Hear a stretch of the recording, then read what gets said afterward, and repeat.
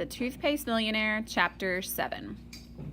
Well, that's how Rufus's toothpaste business started, with Rufus figuring out that if he sold the toothpaste for only a penny more than it cost him to make, it cost him about 2 cents a tube, that he'd soon have millions of customers. He had to start in a small way, of course. When he started his business, Rufus packed the toothpaste in baby food jars. A baby food jar holds about as much as a big tube, and the jars didn't cost him anything. People with babies were glad to save jars for Rufus, as nobody had thought of a way of instantly recycling baby food jars before. When Rufus put a sign on the bulletin board at school saying he could use the jars, kids brought us hundreds of them. We sterilized and filled the jars. When we had about 500 jars, Rufus and I stuffed our saddlebags with as many as they would hold and rode our bikes around the neighborhood selling the toothpaste. We sold quite a few jars. At only 3 cents a jar, most people felt they could afford to give it a try, and most of the customers said it was good toothpaste. Still, I could not see how Rufus was going to get rich on 3-cent toothpaste unless millions of people knew about it. Then I had this idea about how he could get some free advertising. Everybody in Cleveland watches a program called the Joe Smiley Show. On the show, Joe interviews people who have interesting hobbies. I wrote Joe Smiley a letter telling him I had this friend who had a hobby of making toothpaste and could make about a 2-year supply for the price of 1 tube. And Joe Smiley called up Rufus to ask if he would be on the show. Rufus was very good on the show, though I was afraid that he would never get around to talking about the toothpaste. I was worried because when Joe Smiley asked Rufus how he had learned to make toothpaste, Rufus started telling about his grandmother Mayflower. He told not only about the scrapbook paste, but about how his grandma Mayflower had made her own furnace out of 2 100-gallon oil barrels. Joe Smiley was so interested in that furnace that it was hard to get him off the subject of Rufus's grandmother.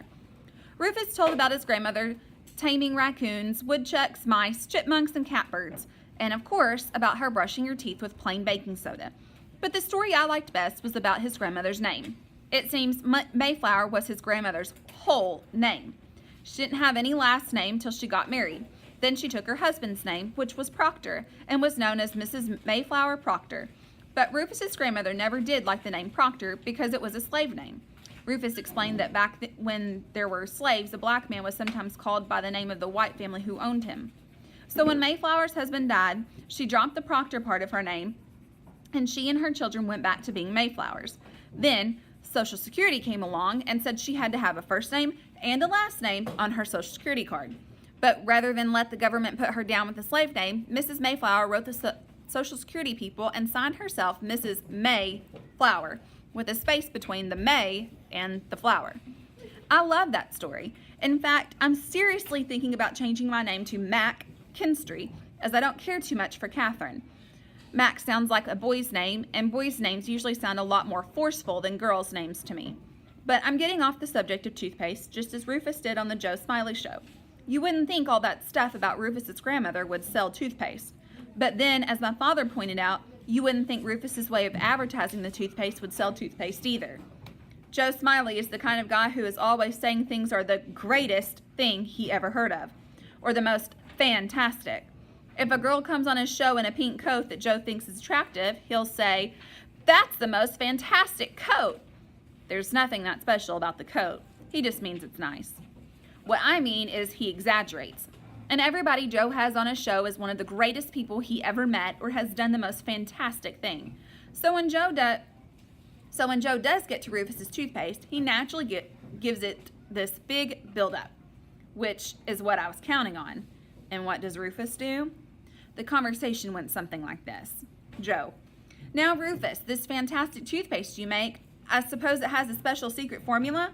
Rufus: "No, it's made out of stuff anybody can buy for a few cents and mix up at home in a few minutes." Joe: "Fantastic!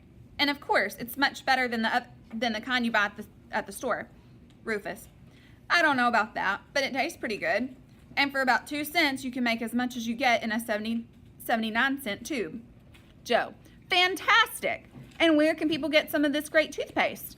Rufus: "If they live in East Cleveland, I'll deliver it to them on my bike. 3 ounces cost 3 cents. It costs me 2 cents to make, and I make a 1-cent profit.